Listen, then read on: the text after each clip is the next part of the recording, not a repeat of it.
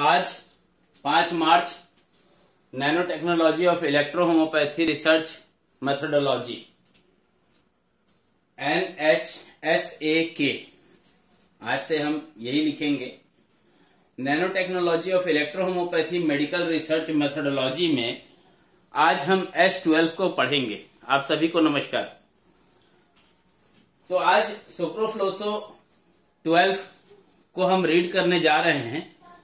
इससे पहले हमको ये जानना पड़ेगा कि सोक्रोफ्लोसो जो ग्रुप है, जिसको हम लोग S12 के नाम से मेडिसिन है, जो इसका परिचय और इसका प्रयोग जानने से पहले कुछ चीजें बताना चाहूंगा इस औषधि के बारे में, या यूं कहूं कि इस स्पैजरिक के बारे में। प्रभाव इसका आंखों के समस्त रोगों में होता है।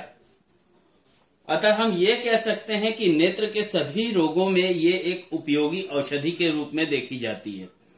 इसका बाहरी और आंतरिक प्रयोग दृष्टि की शक्ति को में जो कमी आती है, उसको, आंख की लालिमा होती है जिसको कंजक्टिवाइटिस बोलते हैं, उसमें इन्फ्लेमेशन होता है, उसमें आंखों के मोतियाबिंद जिसको कैटरेक्ट कहते हैं, आंखों से पानी चलना, जो कि प्रायः बोलना चाहिए एक्जिमा के केसेस में देखने को मिलता है, सोराइसिस के केसेस में देखने को मिलता है। धुंधला दिखता हो या धुंध दिखता हो, मकड़ा आ गया हो, जाला आ गया हो, रतौंधी हो गई हो, आंखों के अंदर जो मतलब बोलना चाहिए लेयर होती हैं उसमें कोई प्रॉब्लम आ गई हो, उसकी रेटिना में कोई प्रॉब्लम आ गई हो, तो उन सभी जगह पे इसका उपयोग किया जाता है। अगर हम बात करें नेत्र बिंदु की आवश्यकता अनुसार इलेक्ट्रिसिटी की, तो यहाँ इलेक्ट्रिसिटी WE, B और G बहुत ही सामान्य रूप से देखा गया है। तो आइए जानते हैं वो कौन सी डिजीज होती हैं जो सोक्रोफ्लोसो की S12 के द्वारा ठीक होती हैं, और कौन से डायल्यूशन से उसका हमको स्टार्टअप लेना चाहिए। तो आइए जानते हैं उन डिजीज के बारे में। यूं तो हम डिजीज के बारे में जब बात करते हैं तो डिजीज के बारे में जानने से ज्यादा हमको उस मेडिसिन के अंदर के जो प्लांट्स होते हैं उनके रेशियो के ऊपर विशेष ध्यान देते हुए हमको किसी भी चीज के लिए प्रोसेस करना चाहिए। अगर हम बात करते हैं EH जगत की, तो एकमात्र ऐसी औषधि है, या यूं कहूं कि एक ऐसी मात्र स्पैजरिक है जो आंखों पर प्रभाव रखती है, और इसे यूं भी कहा जा सकता है कि इस स्पैजरिक को प्राप्त होने वाला जो तत्व होता है वो आंखों की तंत्रिका, उसकी कैलरी मसल्स आदि में आई कमियों को दूर कर उन्हें स्वस्थता प्रदान करने में सक्षम होती है। अतः हम ये कह सकते हैं कि दृष्टि दोष, भेंगापन, इंटरनल ब्लीडिंग, कैटरेक्ट में आदि में ये यूजफुल होती है। तो आइए जानते हैं हम अपनी प्रैक्टिस के दौरान S12 के द्वारा किन डिजीज को मूल रूप से न्यूट्रल कर सकते हैं। यूं तो सभी डिजीज हैं जो आई से रिलेटेड होंगी, उनमें सभी जगह S12 का यूज होता है। इसके अलावा में भी कुछ डिजीज होती हैं जहां पे S12 का यूज होता है। तो आइए जानते हैं हम उन डिजीज के बारे में कि उन डिजीज को हम किन नामों से जानते हैं और उसका जो डायल्यूशन होता है वो क्या होता है। तो इसमें सबसे पहले मैंने लिखा है ऑप्टिक नर्व। अगर हम ऑप्टिक नर्व पे जब काम करें, तो क्योंकि अगर किसी नर्व से रिलेटेड कोई भी डिसऑर्डर होगा, तो नर्व के डिसऑर्डर में जब एक्यूट की बात होगी तो वो क्रोनिक का सरफेस डायल्यूशन एरिया होगा। मतलब वहां पे 4, 5, 6 लेना होगा, जहां पे नर्व से रिलेटेड, किसी भी प्रकार के नर्व से रिलेटेड अगर हम डिजीज पे काम कर रहे हो और वहां पे अगर वो कैंसरस ना हो, तो एक्यूट के कंडीशन में हमको जो डायल्यूशन लेना होगा यहाँ पे वो क्रोनिक का लेना होगा। क्यों? क्योंकि ऑप्टिक नर्व जो है, नर्व का जो लेना देना होता है वो नर्वाइन से होता है, और नर्वाइन के अगर एक्यूट कंडीशन की बात करेंगे तो वहां हम सेकंड लेते हैं तो वो फेल हो जाएगा, एग्रेवेट हो जाएगी मेडिसिन। इसलिए ऐसी कंडीशन में यहाँ पे हमेशा D5 लेना उचित होता है। अगर हम बात करें आंखों के दर्द की, आई पेन की, तो आई पेन में अगर राइट आई होगा तो राइट आई में कई कंडीशन में RE लगाया जाता है और कई कंडीशन में YE लगाया जाता है। ये इलेक्ट्रिसिटी के कंसेप्ट में मैं क्लियर कर दूंगा आपको कहां पे हमको राइट साइड में, हालांकि होता तो आर ही लगाने का है, लेकिन हम कई जगह पे वाई लगाते हैं, ऐसा क्यों? ये सवाल आप लिख के रखिएगा, आगे चल के मैं पूछना चाहें तो पूछ सकते हैं, और याद रहा तो मैं खुद क्लियर कर दूंगा आपको। आंखों के अंदर इन्फ्लेमेशन का हो जाना, किसी भी कारण से इन्फ्लेमेशन हो सकता है, और इन्फ्लेमेशन या हाइड्रो कभी भी लिखा हो तो उस कंडीशन में एक्यूट मानते हुए सेकेंड डायल्यूशन का सिलेक्शन कीजिएगा। तीसरा, आई इन्फ्लेमेशन। अगर इन्फ्लेमेशन ड्यू टू कैंसरस हुआ तो वहां पे आपको D10 जाना पड़ेगा, D8 नहीं जाना है, D10 जाना होगा, ठीक है। अगर हम बात कर रहे हैं रेडनेस ऑफ आई, आंखों की लालिमा, आप देखते होंगे कि कई बार हम कुछ भी काम करते रहते हैं, कभी कभी आंख में मल देते हैं, कभी आंख में कोई चीज घुस जाता है, हम रगड़ देते हैं तो वो रिमूव तो हो जाता है, लेकिन वहां पे लाल हो जाता है आंख। तो ऐसी अवस्था में D6 से प्रयोग करना चाहिए S12 को, 5 ड्रॉप से डोज होना चाहिए, उचित होगा। आंखों का अंधापन, आंखों का ही अंधापन होता है, अकल का भी अंधापन होता है, लेकिन आंखों का अंधापन दिखता है। अगर किसी को आंख से अंधापन आ गया है, ब्लाइंडनेस हो गया है, तो S12 को D6 में 10 ड्रॉप से दीजिएगा, उसका रिजल्ट अच्छा आता है। बट यहाँ पे नॉर्मली अगर देखा जाता है तो 4 या 5 ड्रॉप दिया जाता है, बट यहाँ पे 10 ड्रॉप देने की आवश्यकता होती है, 4 टाइम्स। अगर कैटरेक्ट की बात करें, मोतियाबिंद, मोतियाबिंद 2 प्रकार का होता है, एक एडवांस कैटरेक्ट और एक कैटरेक्ट। तो कैटरेक्ट में जब हम बात करते हैं तो उस जगह पे हमको D5 को देना चाहिए। अगर यही एडवांस कैटरेक्ट होगा तो एक स्टेज और नीचे होते हुए D4 पे जाना पड़ेगा। अगर अल्सर की बात कर रहे हैं, मैंने अभी अभी क्लियर किया था कि S12 का उपयोग और भी कई अन्य डिजीज में होता है, जैसे अल्सर, अल्सर में S12 को दिया जाता है D6 फॉर्म पे। अगर हम बात कर रहे हैं आई लैश डिजीज की, तो आई लैश डिजीज कहने का मतलब होता है जो आंखों के ऊपर बरौनी होती है, आंख जो होती है ना, आंख के ऊपर, आईब्रो की बात नहीं कर रहा हूं, आंख के साथ में जो बाल लगे रहते हैं, अगर उससे रिलेटेड कोई डिजीज होती है और डिसऑर्डर आता है, तो वैसे कंडीशन में S12 का D4 में उपयोग करना चाहिए। अगर हम बात अल्सर की करते हैं तो अल्सर में हमको D6 में देना पड़ता है, और डोज जो होगी वो 5 ड्रॉप होगी, उससे ज्यादा नहीं होनी चाहिए।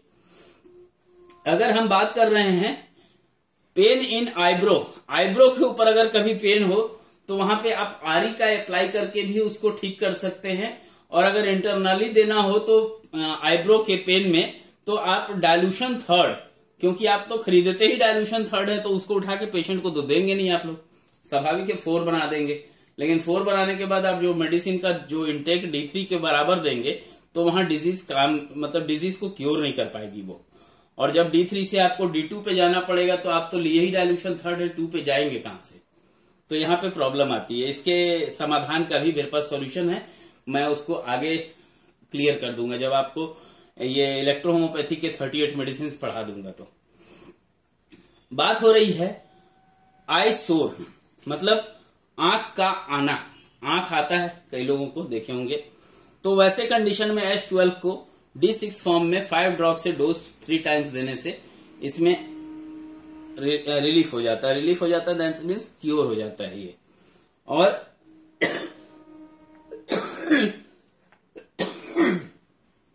एक होता है आंखों में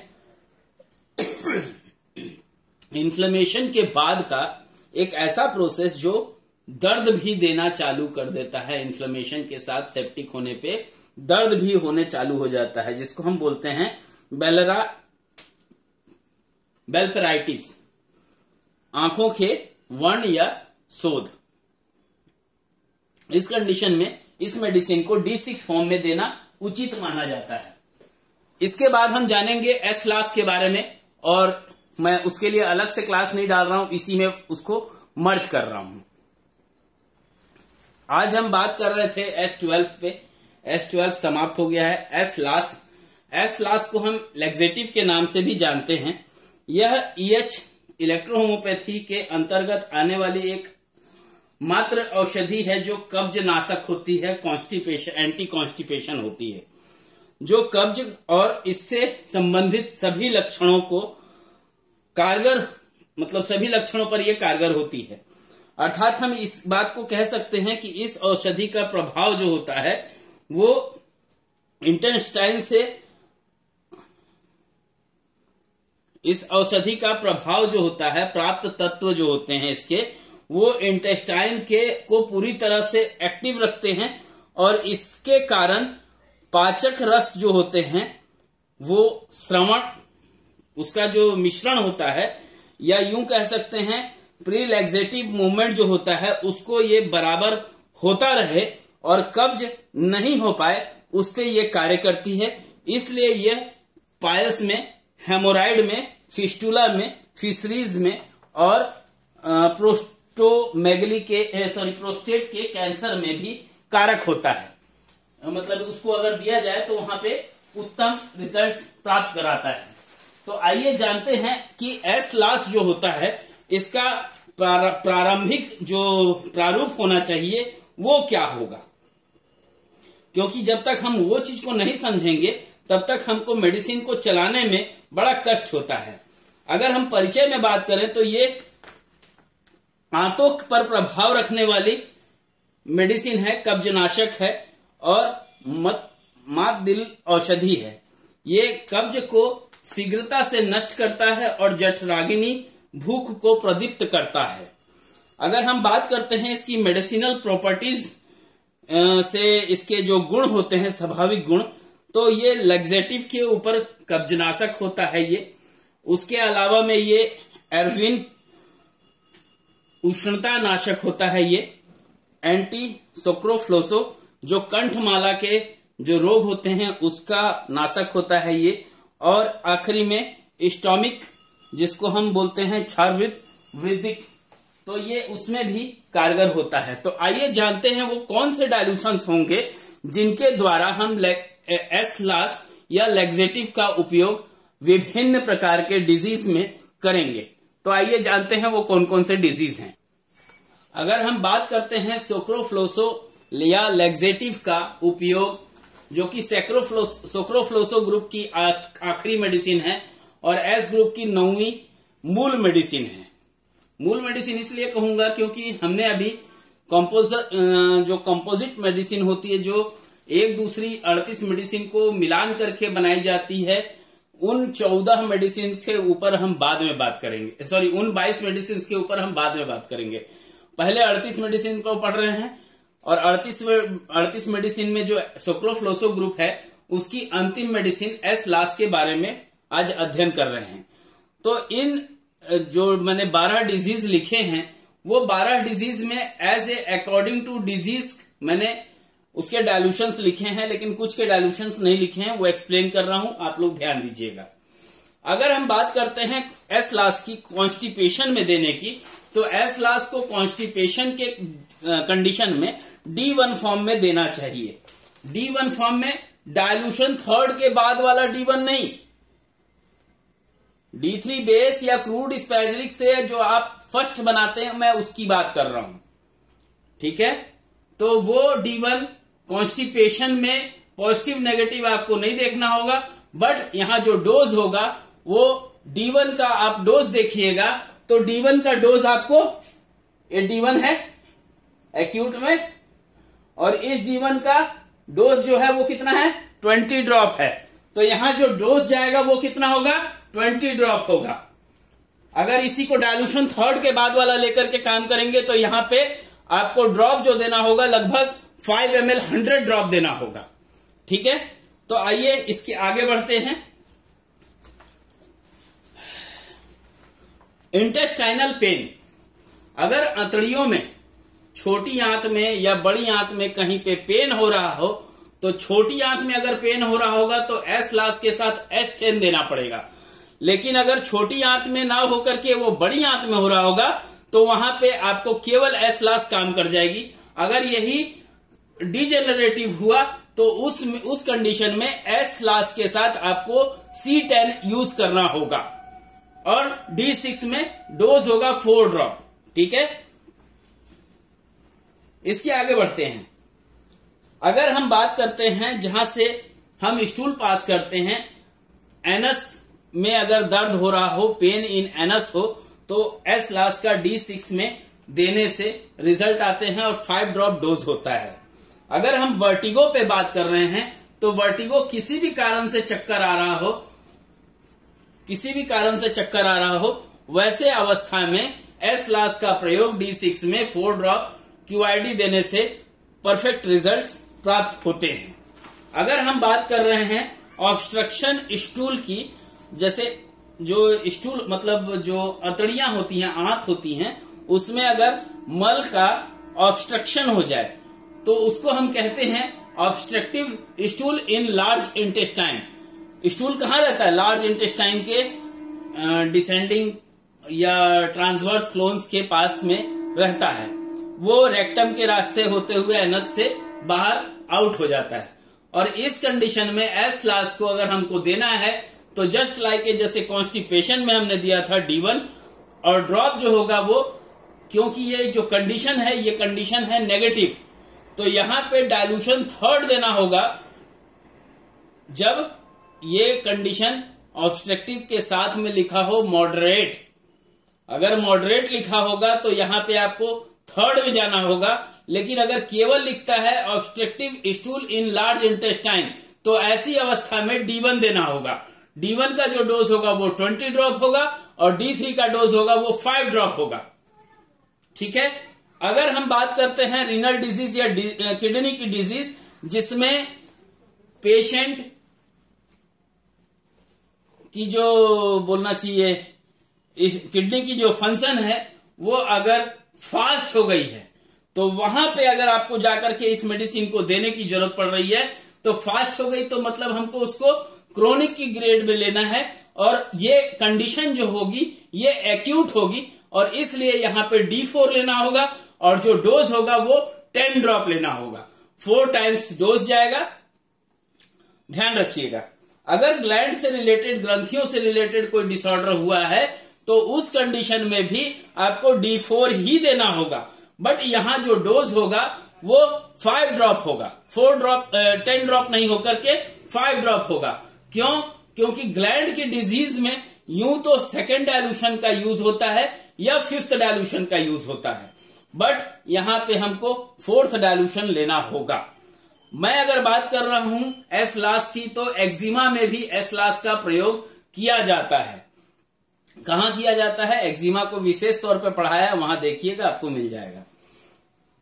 अगर हम बात कर रहे हैं पाइल्स की, फिस्टुला की, हेमोराइड की या फिशरीज की, तो ये चारों कंडीशंस जो हैं, ये चारों कंडीशंस के अंदर जो मेडिसिन का इंटेक सोक्लोफ्लोसो के एस लास में होगा वो यहां पे होगा D2, यहां पे होगा D5, यहां पे भी होगा D5 और यहां पे होगा D2। इस चीज को लिख लीजिएगा, जहां पे 2 होगा उसके 2 के मिलान से आप मिला लीजिएगा। 2 का मिलान बोलता है 10 ड्रॉप, यहां डोज होगा 10 ड्रॉप। फिस्टुला अगर लिख रहा है D5, तो D5 क्या है? क्रोनिक की कंडीशन, न्यूट्रल है, न्यूट्रल का डोज क्या है? 5 ड्रॉप, तो 5 ड्रॉप QID होगा। अगर हम बात कर रहे हैं हेमोराइड की और D5 है, तो जैसे मैंने अभी समझाया उसी तरीके से यहां डायल्यूशन का सिलेक्शन कीजिएगा। फिशरीज के अंदर अगर हम बात कर रहे हैं D2 की, तो D2 फिशरीज एक्यूट की कंडीशन में शो करता है 2nd और डोज होगा 10 ड्रॉप, तो यहां पे डोज होगा 10 ड्रॉप QID। तो आप लोगों को ये क्लासेस कैसी लग रही हैं? कोई कमेंट नहीं कर रहा है। अगर ऐसा लगता है कि ये क्लासेस बेकार है तो आप मत देखिएगा, सब्सक्राइब भी मत कीजिएगा और इलेक्ट्रोहोमोपैथी की तरफ ध्यान भी मत दीजिएगा। बट अगर लगता है कि इससे हमको अगर एक छोटी सी भी प्रैक्टिस के अंदर बेनिफिट्स आ रही है तो बिल्कुल सब्सक्राइब कीजिएगा, शेयर कीजिएगा, और लगे तो nano technology of electrohomeopathy medical research methodology का हिस्सा बनके इलेक्ट्रोहोमोपैथी को और गौरवान्वित कीजिए। इसी के साथ मैं नमस्कार कहूंगा आपको। जय मैटी जी, जय इलेक्ट्रोहोमोपैथी, और आप सभी की भी जय हो।